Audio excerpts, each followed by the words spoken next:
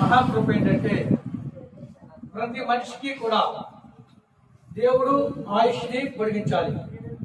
ఆరోగ్యాన్ని ఇచ్చేది దేవుడు, ఆయుష్ని పొడిగించేది దేవుడు. దేవుడికి మహిమ కలుగును గాక. హల్లెలూయా. మన తల కింద తప్పని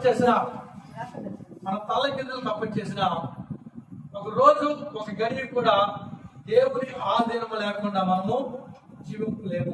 కనుక ఈరోజు 2 సంవత్సరాలమ్మా బాబుకి 15 సంవత్సరాలు దేవుని యొక్క రెక్కల చాటున దేవుడు భద్రపరిచి దేవుని దయందు మనిషి అందు జ్ఞానమందు వయసునందు వర్ధులు చేసుకుంటూ ఈ యొక్క 16వ సంవత్సరంలో దేవుడు అడుగు పెట్టించినటువంటి దేవాద దేవునికి మనం స్తుతులు చెల్లించే వారిగా ఉందాం.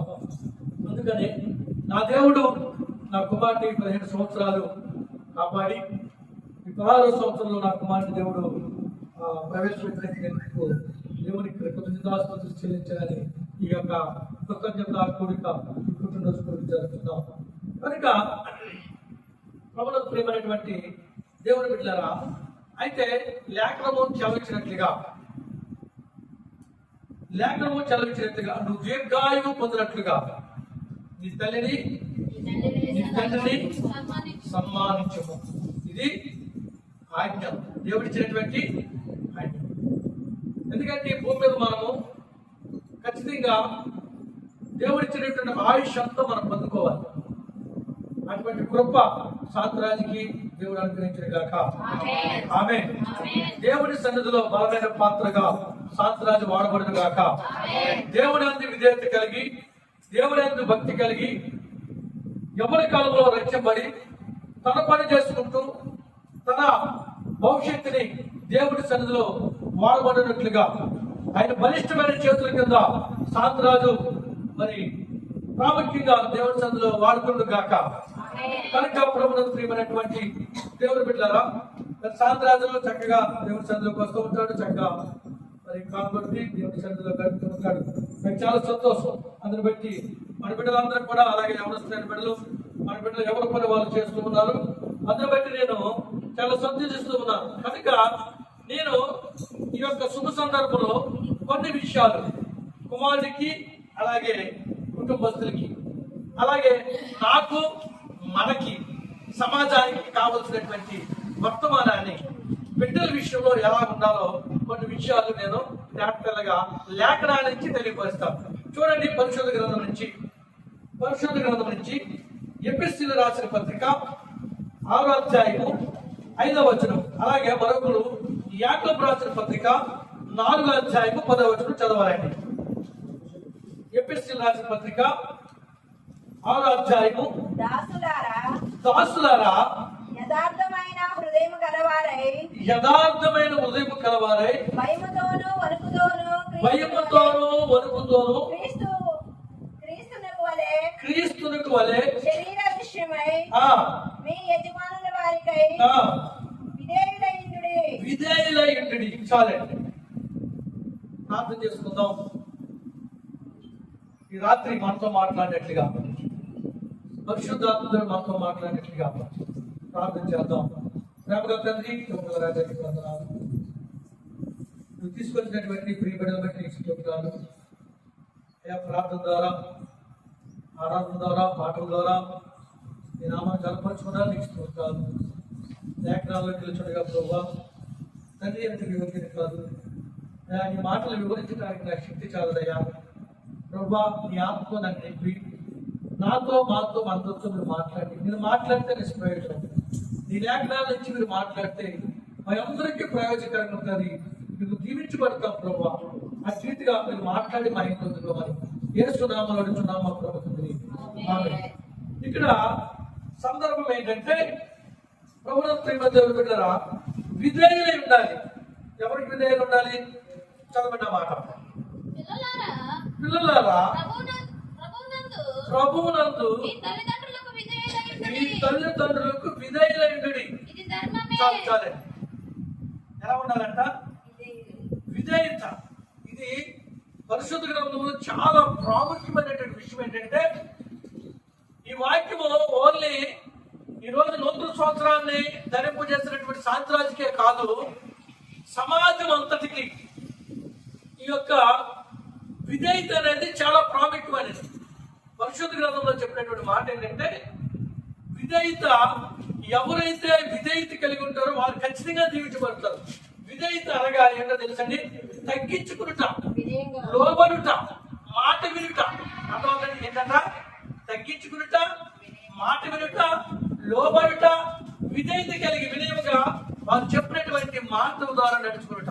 కనుక ఎవరైతే కనుక బిడ్డలైనటువంటి మన బిడ్డలు విధేయత కలిగి ఉంటే కనుక వారు ఖచ్చితంగా ఈ భూలోకంలో దేవుడు ఇచ్చేటువంటి ఆయుసంతా కూడా వృద్ధాప్యం వచ్చేంత వరకు, మనవళ్ళు మనవరాలు చూసేంత వరకు, తల నెరిసిన ఎంట్రికలు మెరిచిపోయేంత వరకు కూడా దేవుడు ఏం చేస్తాడంట? ఇప్పుడు చిన్నపిల్లలే కానీ విధేయత కలిగి ఉంటే రాబోయే తరానికి, వారి వారి బిడ్డల తరానికి దేవుడు ఏం చేస్తాడంట? ఆశీర్వాదకరంగా మారుస్తాడు, దీర్ఘాయుతో నింపుతాడు. దేవుడికి మహిమ కలుగుగాక. అట్టి కృప నూతన సంవత్సరం ధరించుకుంటున్న సాంద్రాజు దేవుడు తరతరాలు, రాబోయే తరతరాలు, వారికి ముందున్నటువంటి తరాలన్నీ కూడా అట్లీతిగా దేవుడు దీవించును గాక. ఆమేన్. కనుక ప్రభువునందు ప్రియమైన దేవుని బిడ్డలారా, విధేయత అనేది అటువంటి మనసుకే కాదు శరీరానికి కూడా విధేయత కలిగింది. మాట వినేటట్లుగా విధేయత అంటే చాలా ప్రాముఖ్యమైంది. అటువంటి మాట వినేటట్టుగా ఉంటారు, వినలేనటువంటి వారుగా ఉంటారు. కాదు, అది కాదు. చెప్పిన మాట తల్లిదండ్రులు ఎలాగైతే చెప్పారో ఆ ప్రకారంగా నడుచుకోవడం బిడ్డలకి క్షేమం. అలాగే దీనికంటే ప్రాముఖ్యమైనది మొట్టమొదటిగా దేవుని యొక్క మాట వినాలి. దేవునికి మహిమ కలుగుతుంది కాక. వీళ్ళు శరీరకంగా కన్నారు. నాని సిస్టరు, అలాగే కిషోర్ బ్రదరు, శాంతిని శరీరకంగా బిడ్డల వారికి. కానీ దేవుడు ఏం చేసిందంటే తన స్వరక్తం ఇచ్చి సంపాదించి అతని ఆ బిడ్డలు ఏం చేసిందా? దేవుని సన్నిధిలో ఈ భూలోకానికి నడిపించాడు. దేవునికి మహిమ కలుగును గాక. అనగా ఈ భూలోకంలో పుట్టడానికి ఒక ప్రాముఖ్యమైనటువంటి కారణం ఏంటి తెలుసా? శాంతిరాజు పట్ల దేవుడి యొక్క ప్రణాళిక, దేవుడి యొక్క చిత్తం ఉంది, దేవుడి యొక్క గొప్పదనం ఉంది. ఈ బిడ్డ ఈ భూలోకంలో ఉండి నన్ను కనపరచాలి. ఎవరిని కనపరచాలంట? మొట్టమొదటిగా దేవుని కనపరచాలి. అందుకని అన్నాడు, దేవుని కనపరిచిన వారు ప్రతి ఒక్కరిని కనపరుస్తాడు. దేవుడి దగ్గర విధేయత కలిగిన వారు ప్రతి ఒక్కరి దగ్గర విధేయత కలిగి ఉంటాడు. దేవుడి దగ్గర భయం కలిగినటువంటి వారు ప్రతి ఒక్కరి దగ్గర భయం కలిగి ఉంటారు. ఇప్పుడు ఆ సందర్భంలో శాంతిరాజు కాబట్టి కొత్తగా శాంతిరాజు అని చెప్పడానికి దేవుడు ప్రయత్నిస్తున్నాడు. శాంతిరాజు లేకపోతే మన బిడ్డలు మనము కూడా ఏం చేయాలంటే విధేయత, దేవుని ఎందుకు విధేయత కలిగి ఉంటే వారి తల్లిదండ్రుల దగ్గర విధేయత కలిగి ఉంటారు, పెద్దల దగ్గర విధేయత కలిగి ఉంటారు, సంఘంలో విధేయత కలిగి ఉంటారు, బాధ్యత కలిగి జీవిస్తూ ఉంటారు. దేవునికి మహిమ కలిగి కాక. హల్లెలూయా. కనుక ప్రభువునందు ప్రియమైనటువంటి దైవజనాంగమా, విధేయత అనగా లోబడాలి, విధేయత అనగా తగ్గించుకోవాలి. అంటే ఎప్పుడు కూడా హెచ్చులకు పోకూడదు. హెచ్చులకు పోతే జీవితాలు ఏం చేస్తాయంటే ఇబ్బంది పడతాయి. ఎప్పుడు కూడా అదవదని ఎంత ఎదిగినా కానీ ఎవరైతే కనుక తన బలిష్టమైన చేతుల కింద అణిగి మణిగి ఉంటారో వారిని తగిన సమయంలో దేవుడు ఏం చేస్తాడంట? హెచ్చిస్తాడు, అభివృద్ధి పరుస్తాడు, ఆశీర్వదిస్తాడు. దేవునికి మహిమ కలుగును గాక. హల్లెలూయా. ఇప్పుడు మనకి చదువున్నా, జ్ఞానమున్నా, డబ్బున్నా, ఆస్తున్నా, పర్వతున్నా, ఏదున్నా కానీ ఆయన బలిష్టమైన చేతుల కింద. ఎవరు బలిష్టమైన చేతుల కింద? దేవుని యొక్క బలిష్టమైన చేతుల కింద తల్లిదండ్రులుగా మనము, బిడ్డలైనటువంటి మన బిడ్డలు దేవుని ఎదుట యథార్థతగా విధేయత కలిగి చక్కగా విధేయత కలిగి ఉంటే కనుక వారిని దేవుడు ఏం చేస్తాడంట? ఖచ్చితంగా ఆశీర్వదిస్తాడు. అట్లీతిగా ఈ కుటుంబాన్ని ఆస్వాదించబడును గాక. ఆమేన్. ఈ కుటుంబాన్ని దేవుడు దీవించును గాక. ఆమేన్. ప్రభువునందు ప్రియమైనటువంటి దేవుని బిడ్డలారా, చాలా ఈ విషయాన్ని ఎందుకు చెప్తున్నానంటే వాళ్ళ నాన్నగారు నాకు చెప్పినటువంటి మాట, వాళ్ళ అమ్మగారు వాళ్ళ నాన్నగారు చెప్పినటువంటి మాట ఏంటో తెలుసా? అన్నయ్య, శాంతిరాజుని కుదురు కట్టదు. దేవుడి సన్నిధిలో వాడు, దేవుడి సన్నిధిలో ఎదగాలి. నా బిడ్డ, నా కుమారుడు ఎలా ఉండాలి? దేవుడి సన్నిధిలో విధేయత కలిగి ఉండాలి. దేవుడి సన్నిధిలో వాడుకోవాలన్నా దేవుడి సన్నిధిలో అతను ఎలా ఉండాలంట? ఒక ఆశీర్వాదకరమైన బిడ్డగా ఉండాలి. కనుక వాళ్ళు చెప్పినటువంటి మాటను బట్టి మరి కుమారికి చక్కగా కొన్ని విషయాలు మనం చెప్తాం. దేవుని చాపుడిగా కొన్ని విషయాలు చెప్తూ ముందుకు నడిపిస్తూ ఉన్నాం. దేవునికి మహిమ కలుగును గాక. అలాగే మన బిడ్డలైనటువంటి వారందరూ, సమాజంలో ఉన్నటువంటి బిడ్డలైనా సరే, ఎవరైనా సరే విధేయత కలిగి ఉండాలి. తల్లిదండ్రులకు విధేయత కలిగి ఉండాలి, పెద్దలకు విధేయత కలిగి ఉండాలి, గౌరవపూర్వకంగా ఉండాలి. ఎంత ఎత్తుగా ఎదిగినా తగ్గించుకుని, అర్థమవుతుంది, తగ్గించుకుని నువ్వేంటి అనకూడదు. అయ్యా, అమ్మ అనే వాళ్ళ అమ్మ, నాన్న అనే వాళ్ళ నాన్న, బాబాయ్ అనే వాళ్ళ బాబాయ్, మా అర్థమవుతుంది, నాయనమ్మ నాయనమ్మ, తాతయ్యని తాతయ్య, గౌరవపూర్వకంగా పెద్దవారు ఉన్నారనుకో, వారు వచ్చినప్పుడు వందనాలు చెప్పుకుంటూ క్రమబద్ధమైనటువంటి జీవితం, విధేయత కలిగినటువంటి జీవితం కనుక ఏ బిడ్డలైతే జీవిస్తారో వారు ఖచ్చితంగా రాబోయే తరానికి ఆశీర్వాదకరంగా ఉంటారు. అట్టి ఆశీర్వాదము శాంతరాజకీయ కుటుంబానికి దేవుడు ఇచ్చింది గాక. ఆమేన్. మంచిదండి. మరొక విషయం చెప్తాను చూడండి, పరిశుద్ధ గ్రంథం నుంచి అక్కడే యాకోబు రాసిన పత్రిక రాసి చూసారా, 4:10.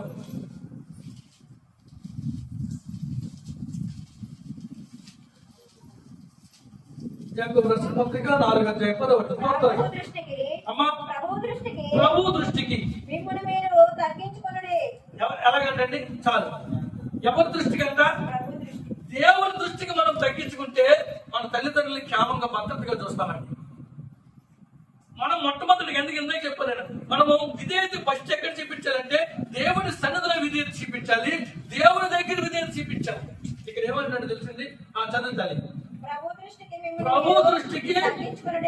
ప్రభు దృష్టికి ప్రభువు మిమ్మల్ని చూసినప్పుడు, ప్రభువుకి మీరు కనబడినప్పుడు మీరు ఎలా ఉండాలంట? తగ్గించుకుని ఉండాలి. ఏ బిడ్డలైతే విధేయత కలిగి ఉంటారో వారిని దేవుడు ఆశీర్వదిస్తాడు. ఫస్ట్ గా మనము దేవుని ఎదుట అటువంటి యథార్థమైన జీవితాన్ని కలిగి ఉండాలి. కనుక ప్రభునందు ప్రియమైనటువంటి చెల్లి, తమ్ముడు, అక్క, అన్న, యాకోబు గారు అదే మాట రాశారు. చూడండి, మరో మాట చెప్తానండి. ఇక్కడ రెండో మాట మిమ్మల్ని ఎప్పుడు దేవుని సన్నిధిలో నిజంగా శాంతరాజు అంటే పర్టికులర్ గా ఈ కుటుంబము, ఈ యొక్క సందర్భము శాంతరాజు పుట్టినరోజు కనుక అబ్బాయి పేరు మెన్షన్ చేసేది ఎందుకంటే ఈ అబ్బాయి పుట్టినరోజు కనుక శాంతరాజును ఫోన్ చేయగానే అతను వస్తున్నానన్నా, అంకులు వస్తున్నాను అని దేవుని సన్నిధిలో ప్రతి విషయంలో కూడా దేవుని సన్నిధిలో వాడబడుతూ ఉన్నాడు. ఇంకా రాబోయే కాలంలో బహుబలంగా వాడబడదు కాక. విధేయత తగ్గించుకుని అర్థమవుతుంది. దాంతో పని ఉన్నా కానీ వస్తానన్నప్పుడు వస్తాడు. కానీ చిన్నపిల్లడు అందరూ ఆటలాడుకోవాలనిపిస్తుంది. కానీ అతను దేవుడి సన్నిధిలో ఆదివారం వస్తే సండే స్కూల్కి కానీ అలాగే ఆరాధనకు కానీ ఆదివారం వస్తే దేవుడి సన్నిధిలో తక్కువ మాట వాడబడుతుంది. కనుక ప్రభునందు ప్రియమైనటువంటి జనపిల్లలు వారిని ఏం చేస్తాడంటే దేవుడు ఇప్పుడు కొంచెంగానే ఉంటుంది.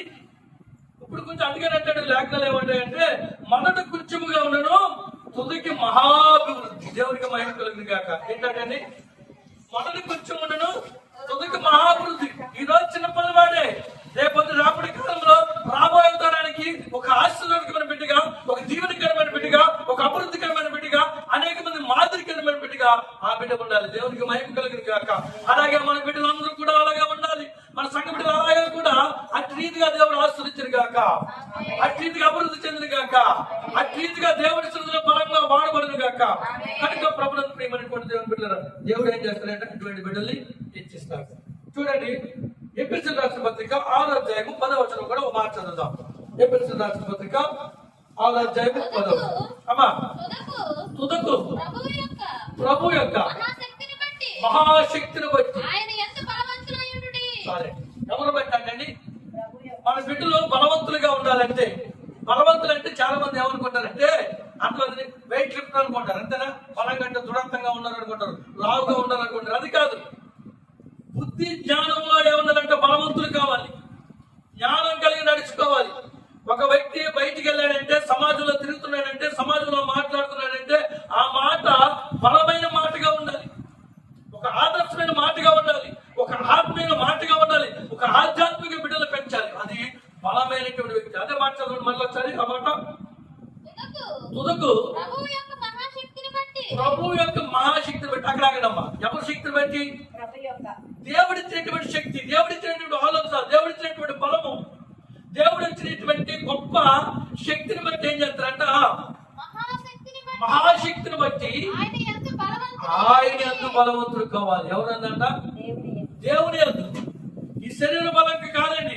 శరీర బలం ఎంతైతే అవసరమో దీనికంటే ప్రాముఖ్యంగా ఆత్మీయ బలం అవసరం. ఎందుకంటే నువ్వు ఆత్మ వర్ధిల్లిన కొలిది ఏం చేయాలంట?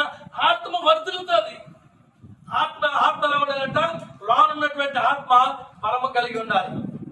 ఈ శరీర బలం కాదండి, ఆత్మ బలం ఉన్నవాడు ప్రాముఖ్యుడు. దేవునికి మహిమ కలుగును గాక. శరీర బలం ఏమవుతుందండి? శరీరానికి జలుబు వచ్చినా, దగ్గు వచ్చినా శరీరం ఏమైపోద్ది? అర్థమవుతుంది. ఏమైపోద్ది, బలహీనమైపోద్ది. కానీ ఆత్మ బలం ఉండాలి. శరీరము ఏదొచ్చినా కానీ, ఏదైనా ఇబ్బంది కలిగినా కానీ ఆత్మ బలంగా ఉందనుకో ఏమవుతుందా, శరీరం బలపడదు. ఎందుకంటే ఆత్మ ధైర్యం ఉంటుంది. ఏముందిరా జ్వరబేగ తగ్గింది అని ఉన్నటువంటి ఆత్మ ఏం చేస్తుంది తెలిసింది, బలపరుస్తూ ఉంటుంది. అప్పుడు ఈ చిన్న చిన్న ఇంటికి కూడా మనం బలవంతులుగా ఉంటాం. కనుక ప్రాముఖ్యంగా ఏం కలిగి ఉండాలంట, ఆత్మ యందు బలము కలిగి ఉండాలి. దేవునికి మహిమ కలిగిన కాక అట్టి కృప, అటువంటి ఆత్మ కలిగిన బలవంతమైనటువంటి ఆత్మ, బలము కలిగినటువంటి ఆత్మ, పరిశుద్ధాత్మ ఆ కుమారుడికి మనందరికీ దేవుడు అనుగ్రహించింది కాక. ఆమె కనుక ప్రభుత్వమైనటువంటి చెల్లితమ్ముడు కన్నా దేవుడి శాస్త్రంగా తెలిసేసింది, శరీర బలం కాదు ఆత్మలో వర్ధిల్లాలి. ఆత్మ బలం కలిగి ఉండాలంటే ఖచ్చితంగా ఎవరి నుంచి వస్తుందంట, దేవుని యొద్ద నుంచి. మనం ఎవరి దగ్గర పొందుకోలేమండి, దేవుని యొద్ద నుంచి మనం బలం పొందుకుంటాం. దేవుని యొద్ద నుంచి మనం ఏం చేస్తామంటే, ఎవరైతే విధేయత కలిగి ఉంటారో దేవుని సన్నిధిలో వారు ఆత్మతో వర్ధిల్లుతారు. ఆత్మ బలంగా ఉంటుంది, ఆత్మతో పాటు శరీరం కూడా బలముగా ఉంటుంది, ధైర్యంగా ఉంటారు, అధైర్యపడరు. దేవునికి మహిమ కలిగి కనుక నెంబర్ 1 మొదటిది ఏంటంటే విధేయత కలిగి ఉండాలి. 2, ఎవరైతే దేవుడి సన్నిధిలో విధేయత కలిగి ఉంటారో, దేవుడికి లోబడతారో, దేవుని మాట వింటారో వారు ఆత్మలో బలంగా ఉంటారు.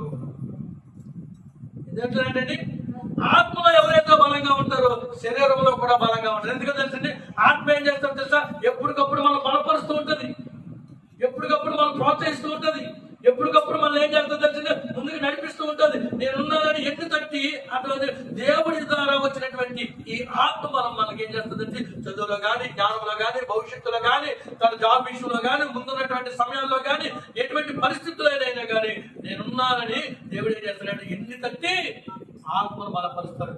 ఎప్పుడైతే ఆత్మను బలపరుస్తాడో అప్పుడు ఖచ్చితంగా శరీరం కూడా బలంగా ఉంటుంది. దేవునికి మహిమ కలుగును గాక. రైట్. మరి మూడవదిగా చూద్దాం, పరిశుద్ధ గ్రంథం నుంచి. పరిశుద్ధ గ్రంథం నుంచి ఎఫెసీయులకు రాసిన పత్రిక 6వ అధ్యాయం 19వ వచనం కూడా చదవండి. 19వ వచనం, ఆత్మ వలన ప్రతి సమయమందును ప్రతి విధమైన ప్రార్థనను విజ్ఞాపనను చేయించు ఆ విషయమై సమస్త పరిశుద్ధుల నిమిత్తము పూర్ణమైన పట్టుదలతో విజ్ఞాపన చేయించు, మెలకుగా ఉండాలి. చూడండి, యవనస్తులైన బిడ్డలు ఏం చేయాలంట, మెలుకులు ఉండాలి, జాగ్రత్తగా ఉండాలి. అట్లా మెలుకు ఉండాలి. ఎవరితోటి, లోకంతో స్నేహం చేయకూడదు, లోకంలోనే ఉండాలి, లోకంతో ఉండకూడదు. లోకంలోనే ఉండాలి మన బిడ్డలు. అట్లా దేవుడు ఆత్మ పొందుకోవాలి, కానీ లోకంతో ఉండకూడదు. లోకంలో జీవిస్తున్నాం కానీ ప్రతి విషయంలో మెలకు కలిగి ఉండాలి. అర్థం ఎందుకని చెప్తున్నాను తెలుసా, ఈనాటి కాలంలో చాలా మంది కూడా పాడైపోతున్నారు. చిన్నపిల్లలు పాడైపోతున్నారు, డ్రగ్స్ కి అలవాటు అయిపోయాడు. అర్థమవుతుంది. అలాగే ఆ గేమ్స్ చాలా అలవాటు పడిపోయి గేమ్స్ వాడుతున్నారు. అలాగా జీవితాలన్నీ కూడా ఏమైపోతున్నాయంటే కొంచెం ఇబ్బందికరంగా ఉన్నాయి. కనుక ఎవరైతే కనుక అటువంటి మెలకులు చాలా చూస్తే ఏమవుతుంది, సమయం పాడైపోతుంది, చదువుకునే సమయం పాడైపోతుంది, ఇంటికి తల్లిదండ్రులకు హెల్ప్ చేసే సమయం పాడైపోతుంది అని గమనించి గ్రహించి ఆ యొక్క గేమ్స్ అయ్యేట్టు మానేయాలి. ఇంకో విషయం ఏంటంటే మెలకుగా ఉండాలి. అర్థమవుతుంది. స్నేహం ఎలా ఉండాలంట, మనల్ని గద్దించే వ్యక్తితో స్నేహం చేయాలి. ఎలా మనం ఏదైనా పొరపాటుగా ఏదైనా మాట్లాడుతున్నాం అనుకో, ఆ వ్యక్తి ఏం చేయాల్సింది, ఒక అవసరం మీద బుద్ధి మీద దెబ్బ కొట్టేనా సరే, తమ్ముడు నువ్వు తప్పు చేస్తున్నావు, అలా చేయడం మంచిది కాదు అని మనకి చెప్పే వ్యక్తి కావాలి. అటువంటి వ్యక్తి అటువంటి ప్రతిదీ కూడా మెలకుగా ఉండాలి. మెలకుతో ఏం చేయాలంటే, ఆ మెలకులు కావాలంటే అటువంటి ఈ లోకంలో జీవిస్తున్నటువంటి మనము, లోకంలో సంచరిస్తున్నటువంటి మనము, లోకంలో ప్రయాణాలు చేస్తున్నటువంటి మనము ఖచ్చితంగా మెలకులు కలిగి ఉండాలి. ఎలా మెలకులు కలిగి ఉండాలంటే ఒక విషయం చెప్తానండి. ఎలా కలిగి ఉండాలి, ఎవరైతే గనక ప్రార్థన చేస్తారో, ఎవరైతే విజ్ఞాపన చేస్తారో, ఎవరైతే దేవుని భక్తిలో ఉంటారో వారికి ఏం చేస్తారు తెలుసా, మెలుకులు ఆలస్యం. మెలుకులు అంటే అట్లా ఆ ప్రాంతానికి వెళ్ళకూడదు, తల్లిదండ్రులు చెప్పారు ఆ ప్రాంతానికి వెళ్ళకూడదు అని చెప్పినప్పుడు అది ఆలోచిస్తారు. నిజమే కదా, మా అమ్మ మా నాన్న చెప్పారు ఆ ప్రాంతానికి వెళ్ళకూడదు, అక్కడికి వెళ్తే సమస్య వస్తుందేమో, వెళ్ళకూడదు అని ఏం చేస్తుంటే ఆలోచన పూర్వకంగా ప్రార్థనాపూర్వకంగా దేవుని అడుగుతారు. మా అమ్మ వాళ్ళని అలంకరణ కదా ప్రభు, నేను వెళ్ళను ఇంకా అని ఏం చేస్తారంటే దేవుని దగ్గర రోజు ఆడినప్పుడు, ప్రార్థన చేసినప్పుడు, విజ్ఞాపన చేసినప్పుడు, ప్రభు పాదాలు పట్టుకున్నప్పుడు, ఏ వ్యక్తి అయితే కనుక అట్లా ప్రభు పాదాలు పట్టుకుని దేవుని సన్నిధిలో ఉంటాడో ఆ వ్యక్తి మెలుకులు కలిగి ఉంటాడు. అర్థమేనండి. లోకంలోనే ఉంటాడు కానీ లోకముతో ఉండడు, అందరితో కలిసి ఉంటాడు కానీ అందరూ చేసినట్టుగా చేయడు. దేవునికి అవిధేయత అనేది ఏది చేయడండి. దేవునికి అయిష్టమైనది ఏది చేయడు. ఎందుకంటే తెలుసా, అందరితో కలిసి ఉండాలి, అందరితో కలిసి ఉండాలి, అందరితో ఉండాలి. కానీ దేవుడికి ఏది అవిధేయత? చేయడానికి పనులు ఏమున్నాయి? ఎవరైనా చోటికి ఎక్కడికి వెళ్ళకూడదు, ఏది చేయకూడదు. అర్థమవుతుందండి. అటువంటి చాలా మంది ఈనాటి కాలంలో చాలా మంది యవనస్తులు బీచ్కి వెళ్ళిపోయారు. మన ఏదో ఊర్లో కాకినాడ దగ్గర బీచ్కి వెళ్ళిపోయారు. బీచ్కి వెళ్ళిపోతే వాళ్ళ తల్లిదండ్రులు అరే నీకు ఈత రాదు కదా వెళ్ళొద్దంటే వాళ్ళ మాట కాదని వెళ్ళిపోయారు. సమస్యలో పడ్డారు. అంటే అటువంటిది లోకంలోనే ఉండాలి, కానీ ప్రత్యేకించి మెలకువలు కలిగి ఉండాలి. తల్లిదండ్రులు ఏం చెప్తున్నారు, సేవకుడు ఏం చెప్తున్నాడు, దేవుడు ఏం చెప్తున్నాడని తెలుసుకోవాలంటే ఫస్ట్ మనం ఏం చేయాలంట, దేవుని ఆత్మ నడుపుకోవాలంటే మొట్టమొదటి ఏం కావాలంటే ప్రార్థన, విజ్ఞాపన. ప్రార్థన కావాలి, దేవుడి సన్నిధిలో అడగాలి, గోజాడాలి. ఫస్ట్ దేవుని అడగాలి, ప్రభు నన్ను నిలమంటా వద్దా, నేను చేయమంటావా వద్దా. అర్థమవుతుంది. ఏ విషయంలో అయినా సరే మొదటి స్థానం ఎవరికి ఇవ్వాలంటే దేవునికి ఇవ్వాలి. అర్థమవుతుంది. ఎప్పుడైతే ఎవరైతే ప్రార్థన చేసుకుంటారో, ఎవరైతే దేవుడిని అడుగుతారో వాళ్ళకి ఏం చేస్తాడంట, దేవుడు కొన్ని బయలుపరుస్తాడు. దేవుడు ఏం చేస్తాడు, బయలుపరుస్తాడు. ఎల్లు వద్దు అని చెప్తాడు, ఖచ్చితంగా చెప్తాడు. ఎలా చెప్తాడో తెలిసింది, ఎలా చెప్తాడు, డైరెక్ట్ దేవుడు దిగొచ్చి చెప్పడు.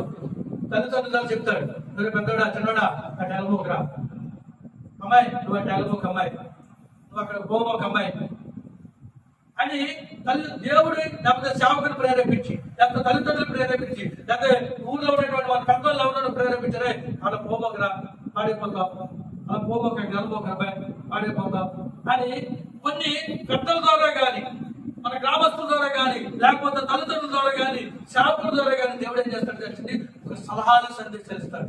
ఆ మాటకు లోబడినప్పుడు, ఆ మాటకు విధేయించినప్పుడు, దేవుడి సన్నిధిలో ప్రార్థన చేసుకున్నప్పుడు ఖచ్చితంగా ఏం చేస్తాడంట, ఆ బిడ్డ ఖచ్చితంగా ఆశీర్వదించగా మాట్లాడు. దేవునికి భయం కలుగుగాక.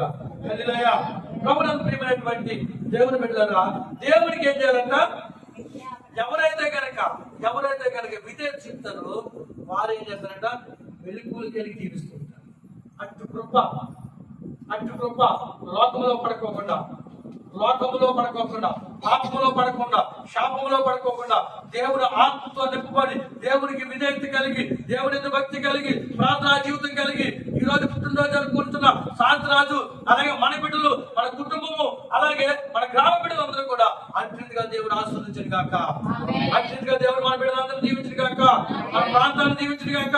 మన ప్రాంత బిడ్డలు ఎవరొస్తున్న బిడ్డలు దేవుడు దీవించను గాక. వారు మంచి మార్గంలో నడుచును గాక. చెడు మార్గాలన్నీ విడిచిపెట్టి మంచి మార్గంలో దేవుని భక్తి కలిగి, ప్రార్థన కలిగి, తల్లిదండ్రుల మాట, పెద్దల మాట విని ముందుకి సాగిపోవును గాక. ఆమె చూడండి, మరో మాట త్వరగా ముగిస్తాను. చూడండి, పరిశుద్ధ గ్రంథం నుంచి యాకోబు రాసిన పత్రిక 5వ అధ్యాయం 8వ వచనం. యాకోబు రాసిన పత్రిక 5వ అధ్యాయం 8వ వచనం తల్లి. ప్రభు రాక సమీపించుతున్నది కనుక ఓపిక కలిగి ఉండు. చాలే. ఏం కలిగి ఉండాలంట?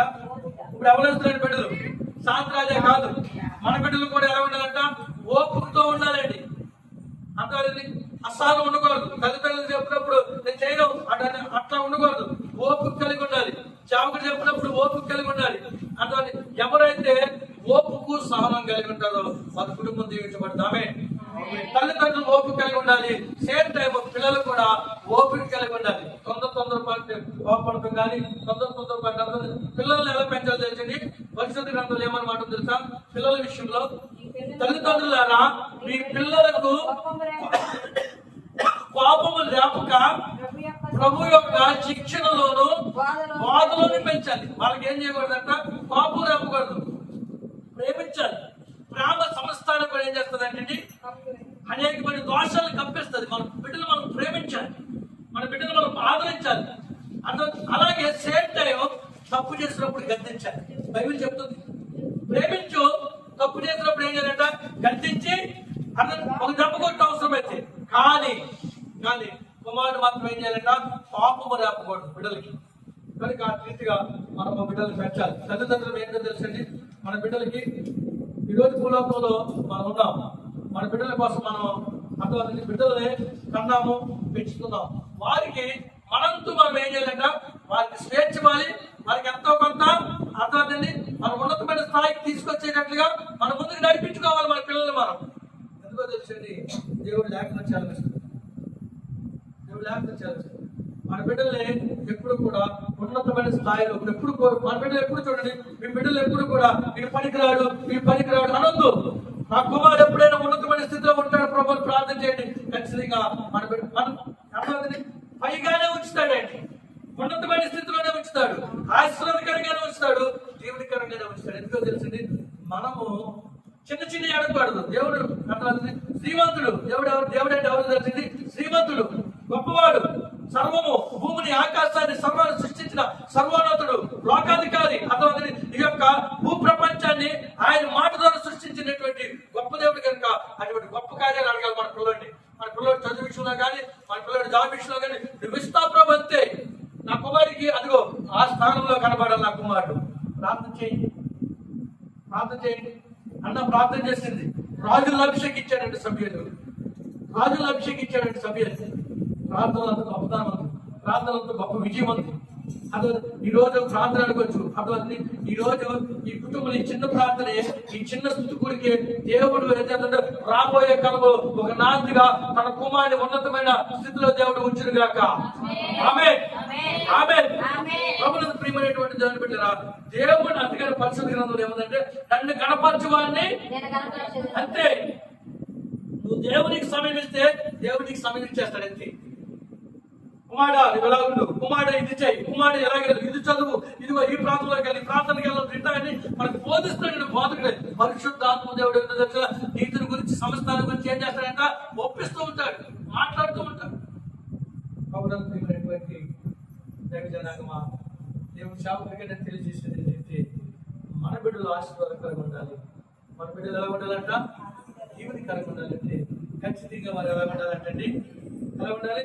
కనుక మనము ఓపిక కలిగి మన బిడ్డలు ఉండాలి. అర్థమవుతుంది.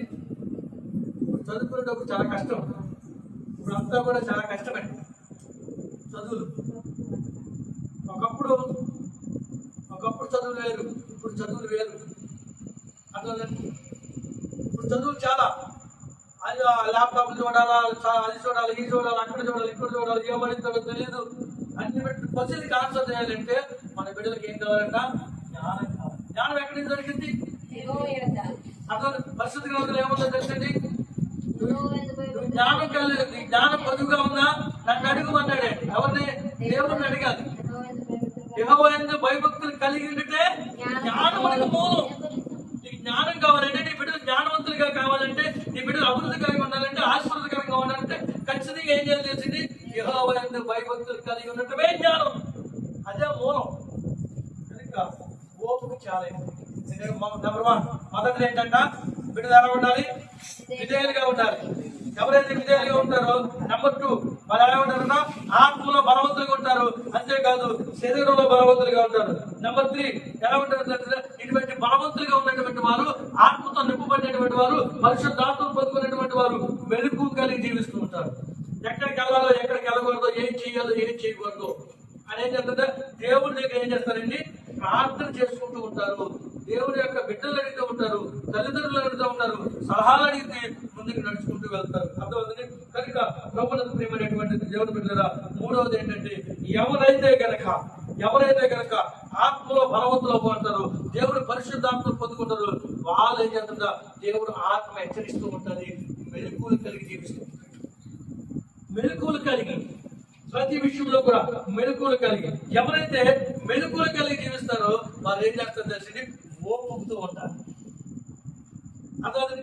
ఓపుతూ ఎందుకు ఉంటుంది తెలుసా? నేను ఇది చేశాను, ఈ కార్యం చేశాను, ఈ పని చేశాను, దేవుడు చేయమంటేనే చేశాను కదా, అంతే కాబట్టి నాకు ఇబ్బంది ఏమి లేదని ధైర్యం కలిగి ఉంటాడు. అంతేకాదు ఎలా ఉంటాడు తెలిసింది? ఓపుతో ఉంటాడా? ఏం కాదని వస్తుంది, నా దేవుడు ఇస్తాడు, నా దేవుడు చేస్తాడు, అంతే ఓపిక. ఇస్తాడు, ఏమిస్తాడు? ఆరోగ్యం ఇస్తాడు, ఐశ్వర్యం ఇస్తాడు, ధనం ఇస్తాడు, జాబ్ ఇస్తాడు, భవిష్యత్తును మారుస్తాడు, ఇస్తాడు, చేస్తాడు, ఏదైనా చేయగలడు. అందుకే నా తమ్ముడు చేతుల్లో ఒక పాట పాడించా, ఏదైనా చేయగలవు కథ మొత్తం. అబ్బా నిజంగా గొప్ప దైవజనుడు రాసిన పాట. ఏదైనా చేయగలండి ఆయన. అయితే మనం ఏం చేయాలి తెలుసా? ఆయన లోబడాలి, పరిశుద్ధాత్మతో నింపబడాలి, మెరుపులు కలిగి ఉండాలి, దేవుని భయభక్తులు కలిగి ఉండాలి. ఈ క్రమంలో కనుక బిడ్డలుంటే కనుక ఆయన మన జీవితంలో ఏం చేస్తాడంట, ఏదైనా చేస్తాడు, మన కథ మొత్తాన్ని మార్చేస్తాడు. అర్థమవుతుంది. మన జీవితానికి ఒక మలుపు అర్థమవుతుంది. ఈ రోజు చిన్న కుటుంబమే రేపు ఏం చేస్తాడంటే ఒక ఆశీర్వాదమైన కుటుంబంగా మారుతాడు. ఆయన మార్చగలడు, ఏదైనా చేయగలడు. పడిపోయినటువంటి వ్యక్తిని లేపగలడు. అర్థమవుతుంది. కుంగిపోయినటువంటి వ్యక్తిని తను చేయొద్దునిచ్చి బలపరచగలడు. ఆయన ఈ రోజు లేబులో ఉన్నటువంటి బిడ్డలు కూడా కలిపిగా మార్చగలడు. ఆమె అట్లా ఏం చేయగలరా, లేబులో ఉండొచ్చు, ఈ రోజు ఏమి లేకపోవచ్చు, అటువంటి కొంచెం కష్టంగా ఉండొచ్చు, జీవిత విధానం కొంచెం ఇబ్బందిగా ఉండొచ్చు, కానీ ఆయన ఏం చేస్తాడో తెలిసింది, ఖచ్చితంగా ఏదైనా చేస్తాడు. అటువంటి ఈ రోజు లేబులు కూడా అటువంటి కలిమిగా మార్చి ఉన్నతమైన స్థితికి వాడు భవిష్యత్తును బిడ్డలు తరతరాలు మార్చగలి అటువంటి కథనే మార్చేస్తాడు. అర్థమవుతుంది. ఒకరోజు తింటానికి అన్నం లేనటువంటి పరిస్థితిలో ఉండి అర్థమవుతుంది. వాళ్ళ అమ్మగారు పప్పు తీసుకొస్తే ఆ పప్పు అక్కడ పెడితే పందులు వచ్చి ఆ పప్పుని అటు ఇటు కదిపితే అర్థమవుతుంది. అదే జాగ్రత్తగా చేసి అర్థమవుతుంది. దాన్నే మళ్ళీ కడుపుని కాచుకుని చక్కగా దేవుడిచ్చేలేని తిన్నటువంటి ఆ బిడ్డలు, ఆ కుటుంబం ఈరోజు అర్థమవుతుంది ప్రపంచానికి దీవెనకరంగా వాడబడుతున్నాడు. సాగుడు దేవుడికి మహిమ కలుగుగా. హల్లెలూయా. అతను కథను మార్చేసగలిగితే ఒకప్పుడు తినడానికి లేదు, ఒకప్పుడు పప్పు సారు కాసుకోవడానికి, అతను పప్పు పెట్టుకుని సారు కాసుకోవడానికి లేదు. ఈ రోజు తెలిసింది కొంచెం లక్షల మందికి భోజనం పెడుతున్నాడు. దేవుడి మహిమ కలిగింది కాక. జీవితం ఎలా ఉంటుందో తెలిసింది. ఆయనకి అప్పగిచ్చి కథ మార్చేస్తాడు. ఆయన కాదు, దేవుడు పక్షపాతి కాదు. ఏ వ్యక్తినైనా సరే అర్థమవుతుంది, ఏ వ్యక్తినైనా సరే నోటితోటి మాట్లాడటానికి ఇబ్బంది కలిగి అర్థమవుతుంది, శరీరం అంతా కుసించిపోయి నోటంటే రక్తదానం కాకుంటే ఆ వ్యక్తిని దేవుడు అలా ఉంటాడు. అర్థమవుతుంది. ప్రపంచానికి దీవెనకరంగా మార్చాడు. చెప్పకూడదు దేవుడు మనం మాట్లాడతాం. అయితే ఈ రోజు ఆయన మాట లేకుండా లేదు, ఆయన సంఘం లేకుండా విదేశాల్లో ఏ దేశంలో కూడా ఆయన సంఘం లేకుండా లేదు. అర్థమవుతుంది. అలా మార్చగలండి. లోబడితే చాలండి. దైవజనులు గొప్పవాడు మనం విడిచి ప్రభు దగ్గర ఉన్నటువంటి యేసన్న గారు అర్థమవుతుంది. యేసన్న గారు జీవిత సాక్షి ఒకసారి వింటే కనుక ఎందుకు ఇంకా పనికిరా, నా జీవితం అయిపోయింది అనుకున్నాడు. అది ఏం చేశాడు తెలుసండి, దేవుడికి లోబడ్డాడు, దేవుడు దర్శించాడు. ఏం చేశాడండి, కథను మార్చేసాడు, జీవితాన్ని మార్చేశాడు, తన భవిష్యత్తు మార్చబడింది. ఈ రోజు అనుకోవచ్చు ప్రియమైన చెల్లి ప్రియమంతా కూడా ఏందిలే ఆయన ఎందులే వాళ్ళది ఎందులు అనుకోవచ్చు. దేవుడు అని విధేయత కలిగి, భక్తి కలిగి, ప్రార్థనా జీవితం కలిగి, పరిశుద్ధాత్మని పడితే నీవు, నీ కుటుంబం, నీ బిడ్డలు యెహోవాను ఆస్వాదించినట్లుగా, యెహోవాను దీవించినట్లుగా నిన్ను అనేక మందికి దీవుని కనిపిస్తాడు. ఆమేన్, ఆమేన్. చూడండి యేసయ్య గారు ఎంతమందికి దీవుని, ఎంతమందికి దేవుడే, ఎంతమందికి ఆశీర్వాదం అండి. ప్రపంచానికి అండి, ప్రపంచానికి. ఈరోజు యేసయ్య గారు పాట పాడుకోవాలి, ఏ మందిరం లేదండి, ఏ చర్చి లేదండి, ఏ మూలం చూసినా, ఏ గల్లీని చూసినా అర్థమవుతుంది యేసయ్య గారు. అందుకని ఆయన మన మధ్యలో లేని శరీరంగా కానీ ఆత్మంగా ఏం చెప్తుందో మనల్ని హెచ్చరిస్తూ ఉన్నాడు. ఆయనకు ఒక మాదిరి చూపించి వెళ్ళిపోయాడు. కనుక ప్రభుత్వమైనటువంటి చెల్లి తమ్ముడు అన్న మన కథ మొత్తం అర్థమవుతుంది. మన పిల్లలు చిన్నపిల్లలే రాబోయే తరానికి ఒక ఆశీర్వాదకరంగా మార్చగల శక్తి, సామర్థ్యం ఎవరిలో ఉందంట, ఎవరో ఉంది, ఆయనలోనే. ఏమన్నాడు, చెప్పండి, ఏమైనా చేయగలవు కథ మొత్తం. చాలా తృప్తిగా ఉందండి ఈ పాట ఏంటి. అందుకని తొమ్మిది పాట పాడింది. దేవుడికి మహిమ కలుగుతుంది. హల్లెలూయా. ముగిస్తున్నాను నేను తొందరగా రెండు మాటలు చెప్పి. ప్రభునందు ప్రియమైనటువంటి చెల్లి తమ్ముడు అక్క, దేవుడు సావుకుడికి తెలియజేసేది మన బిడ్డ అలా ఉండాలి, ఓపు కలిగి ఉండాలి.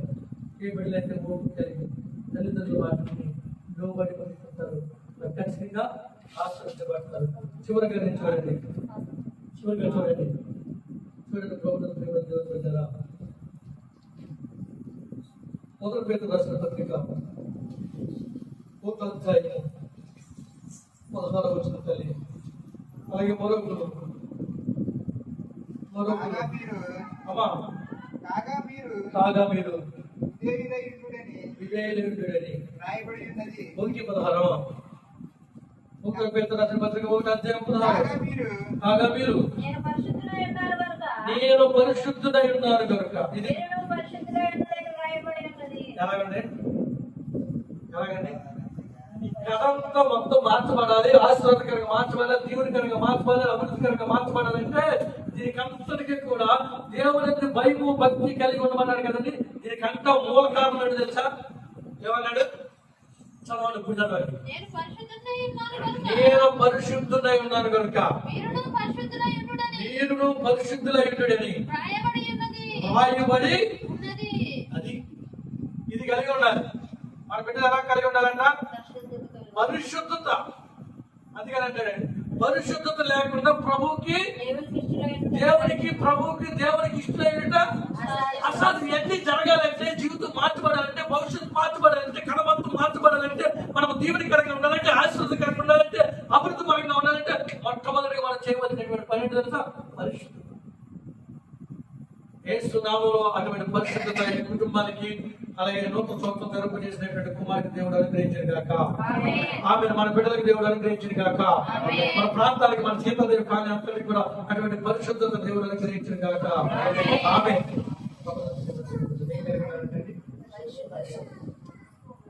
ఏ కుటుంబం అయితే పరిశుద్ధత కలిగి ఉంటారు, ఏ తల్లిదండ్రులు అయితే పరిశుద్ధత కలిగి ఉంటారు, ఏ బిడ్డలైతే పరిశుద్ధత కలిగి ఉంటారు, వారి కుటుంబం ఖచ్చితంగా దీవించబడుతుంది, ఖచ్చితంగా ఆస్వాదించబడు. పరిశుద్ధత లేకపోతే దేవునికి ఇష్టం కనుక ఖచ్చితంగా దేవుడి చాకరి చెప్తున్నాం, పరిశుద్ధత అనేది చాలా ప్రాముఖ్యమైనది. బిడ్డలు దీవించబడాలంటే బిడ్డల్లో పరిశుద్ధత ఉండాలి, తల్లిదండ్రుల్లో పరిశుద్ధత ఉండాలి. అర్థమవుతుంది. అలాగే దేవుడి భయము భక్తి కలిగి జీవించాలి. కనుక అటు కృప, అటువంటి పరిశుద్ధత, అటువంటి దీవెన, అటువంటి ఆశీర్వాదము సమస్తము కూడా దేవుడు ఈ కుటుంబానికి అలాగే నూతన సంవత్సరం ధరించుకుంటున్న ధరపు చేసినటువంటి దేవుడి యొక్క కుమారుడు అనేటువంటి బిడ్డకి సంఘంలో వాడబడుతున్నటువంటి ఆ యొక్క శాంతురాజుకి దేవుడు నిండాలుగా ఇచ్చి ఆస్వాదించి బలపరిచి ఈ చెప్పుని అన్ని కూడా దేవుడు ఆ కుమారుడి జీవితంలో దీవెనకరంగా మార్చుగాక. ఆమె ఆమె ఆమె ప్రార్థన చేసుకుందాం. తండ్రి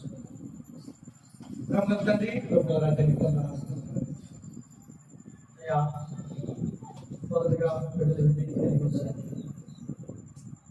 అయ్యా ఇంట్లో విషయాలు ఇవ్వబడాలి. అయ్యా మెలుకులు కలిగి ఉండాలి, భక్తి కలిగి ఉండాలి. అయ్యా ఎన్నో విషయాలు మాట్లాడుతున్నాను ఆయన అయ్యా ఇవ్వబడి ఉండాలని చెప్పు. ఊరుపు కలిగి ఉండాలన్నావు అయ్యా, ఊపు కలిగి ఉండమన్నావు ప్రభు, అలాగే పరిశుద్ధత కలిగి ఉండమన్నావు ప్రభు, అట్లీగా ఉన్నప్పుడు దేవుడి భయము భక్తి కలిగి ఉన్నప్పుడు ప్రభు, దేవుడి సన్నిధిలో ఉన్నప్పుడు ప్రభు, ఇంకాలుగా ప్రభు అయ్యా నీ సన్నిధిలో నుంచి జీవమునికి సంతోషం ఈ బిడ్డలకి ఇస్తానని చదివించినట్టుగా ఆయన కుటుంబస్తులకి లోక సొంత ధరకు చేసినటువంటి బిడ్డలకి ఆ బిడ్డలందరూ కూడా దీనికి ఆశ్రయించాలి. ప్రతి మాట నీరు కట్టి ఫలించేది యేసు పరిశుద్ధ నామములో స్తుతించి ప్రార్థన చేసి అడిగిపెట్టుకుంటున్నాం.